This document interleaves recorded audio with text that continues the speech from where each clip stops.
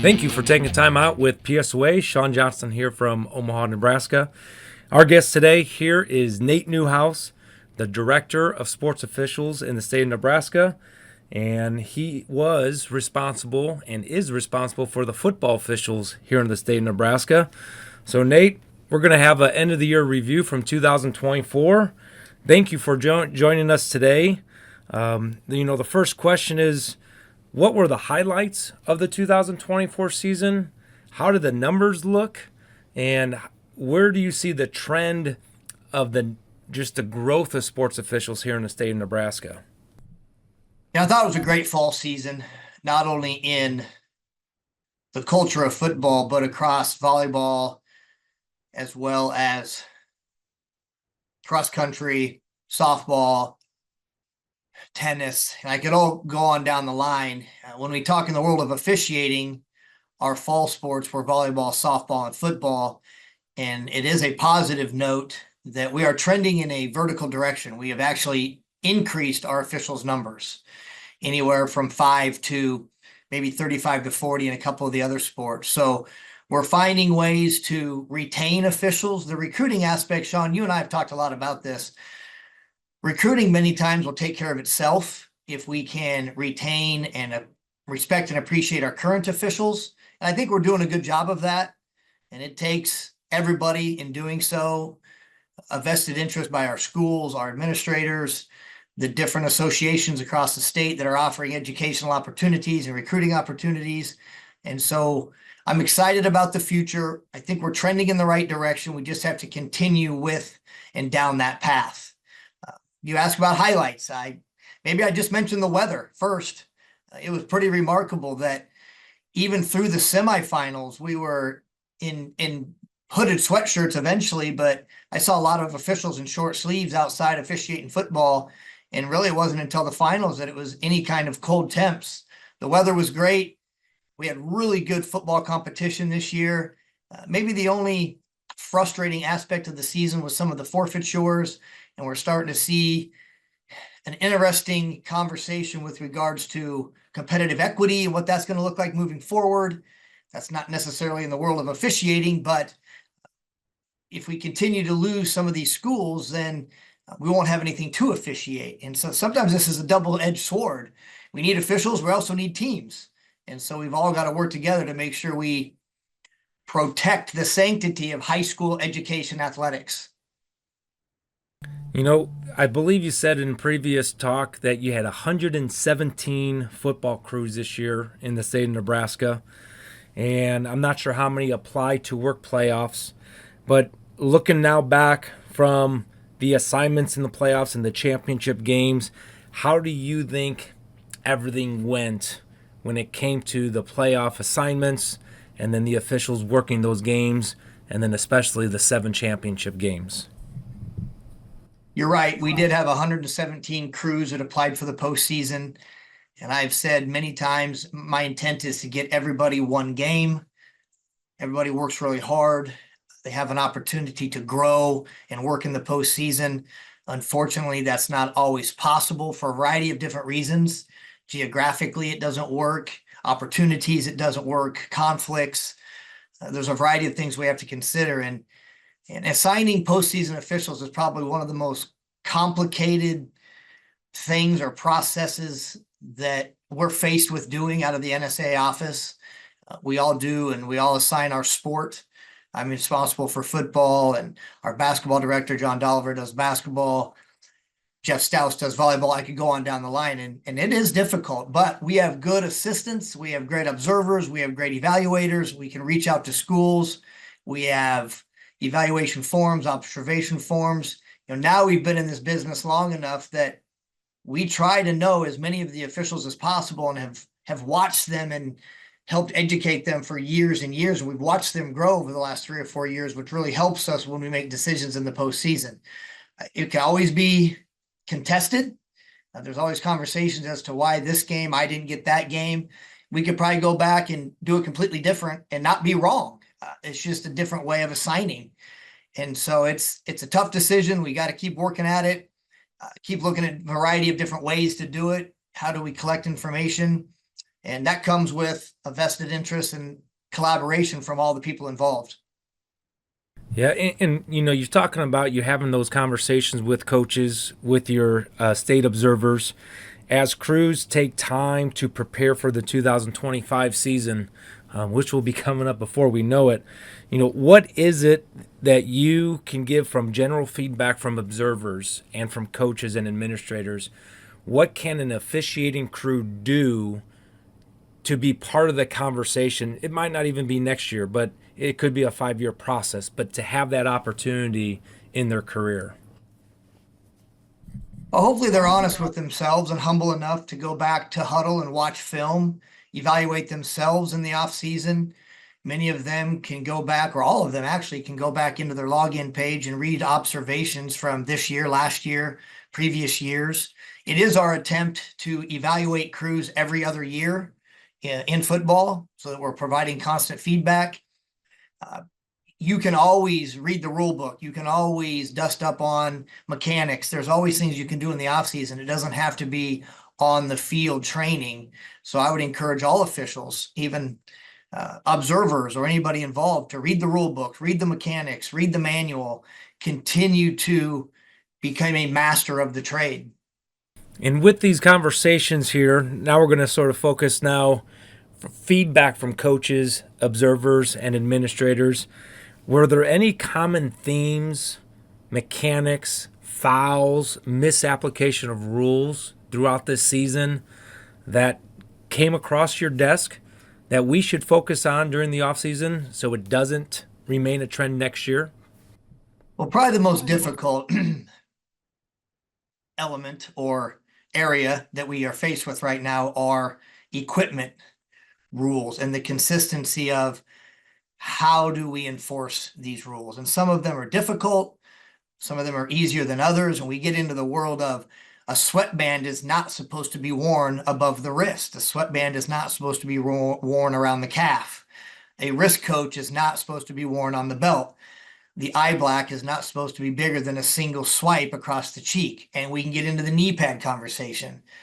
And it's virtually maddening at the different levels of enforcement within our state, across the state, from state to state.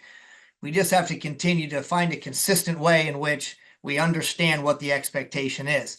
Now, at the national level, the Football Rules Committee, which I do serve with, it is a top topic. Every year we discuss what can we do differently. Is it a interpretation different? Is it a rules need to change? And I don't know we have any good answers yet, other than try to work with the schools and create a consistent message, which sometimes that word is taboo in the world of officiating because it's really hard to always be consistent. Hopefully within the game we are. So those are the ones that are really hard to discuss year in and year out. We're trying to find some common ground. You talk about being part of the rules committee, and each year you meet with other members of other states and you talk about rule changes. Are there any rule changes that you have proposed during this offseason? Are there rule changes you think other state representatives are going to propose and you feel are going to be passed? And do you see any potential mechanic changes that Nebraska would adopt for the 2025 season? Yeah, a little backstory with regards to the National Football Rules Committee. Each state has a member that serves on that committee. So it's a 50-person committee, and every person gets a vote. We're broke off into subcommittees that look at the different rules change proposals. So for a rule change proposal to even make it to the floor, it has to come out of subcommittee. And each year we see 40 to 45 different proposals. I am on a campaign here for the last 3 or 4 years to change some of the equipment rules, remove them. Actually, I don't think there needs to be restrictions regarding sweatbands or the wrist coach or the eye black. So there's a handful of us that have wrote different proposals to see if we can get those changed. One that comes up year to year is a question regarding is the game or are the games getting longer? And if so, do we need to do something different with clock management? And you've seen at other levels, for instance, when the ball goes out of bounds, it may stop the clock until the ball is set, and then the clock starts again. And there's some conversation about, is that something that the high school game should now consider? Every year we discuss whether or not pass interference should go back to an automatic first down. I'm sure that will be proposed again this year. And then, the game is in such a good place right now, and I think it's maybe safer than it's ever been.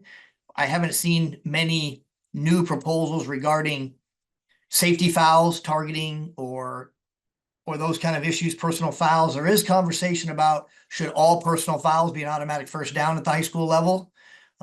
That generates a lot of interesting conversation amongst 50 different individuals. And so I've learned a lot. I've been on that committee now for 14 years, and I've learned a lot about the culture of football and how it has evolved over the years and why certain rules are why they are. Sometimes our high school rules are different than college rules because we don't have 8 officials on the field. We have 5. And we can't always play the game the same way that the college players and the NFL players do. So we have to keep that in mind as well. How about mechanics? Are there any mechanics you feel should change, will change, can change that other states have used? Yeah, one mechanic that I think would be interesting, 2 is what I'd like to touch on here. The first one being, there's talk of, and there's already a mechanics manual on a 7-man crew. And I wish we had enough officials that we could go to 7-man crew, 7-people crew. That would be an interesting coverage. It would provide more coverage on the field. With a 5-man crew, you have areas of contention and tough officiating, but a 7-man crew would lead to a different kind of officiating. But with our 5-man crews, we've looked a little bit at kickoff return coverage, moving some of the alignments so that we're coming from the end zone downfield as opposed to on the sidelines. There are a variety of other states that are already doing this. We're allowed within the NFHS rule code to monitor and adjust mechanics and still be 100% state, which means I'm allowed to sit on the committee. In order to be 100% state, you cannot vary from the rules. So that's why we follow all the rules, playing rules, game rules, but we may look at doing some things different mechanically on the kickoff and kickoff return. And then the last topic here, we're going to put on a clinic. NHSOA puts on a lot of clinics. Lincoln puts on clinics. I know there's meetings out in Kearney, out in Norfolk. What is it that these groups can do during the off season to make your job easier come next August? I think as long as we're all focused on recruiting and retention, we're all rowing the boat in the same direction. And if we can preach consistency, especially with mechanics, that's important. And hopefully with communication, I know that's very, very important. What does communication look like? How do we communicate what we had or did not have on the field? Goes a long way with coaches and being able to articulate why we did or didn't have a call.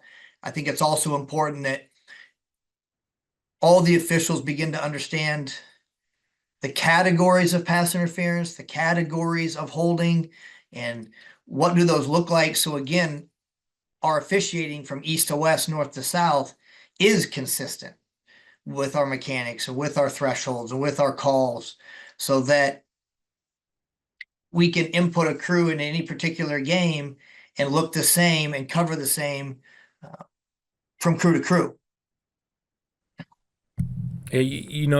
We had great support this year from the NSAA, having us produce the training tapes and you sending out those training tapes and those weekly emails to officials, administrators, and coaches. What was the feedback that you got from that, from the people you had conversations with, and did that help lead to that ultimate goal of being consistent at all districts of the state? It absolutely did. The feedback was always positive.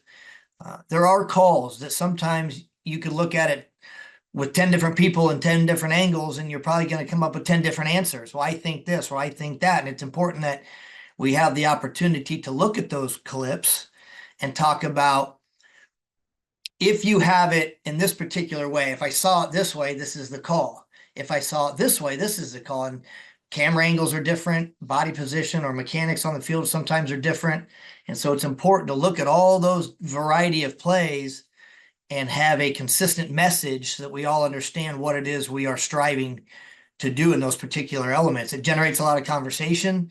I'm sure you received calls and questions. I know I did. And I also received a lot of positive feedback about thank you for showing this and discussing this rule, this interpretation, so that they can discuss it with their crew driving to the game or on Wednesday nights when they're preparing. The more we can discuss the rule book and the more we can evaluate film, obviously we're going to become better at what we do. Well, we will plan on continuing to work with the NSAA, the observers, to produce those training tapes. And coaches watching this, if there are clips from this season that you feel we could use during the off season at our clinics and meetings to help give our officials better understanding and then use during the next preseason preparation, feel free to turn it into ourselves. But Nate, thank you for taking time out once again, joining us here.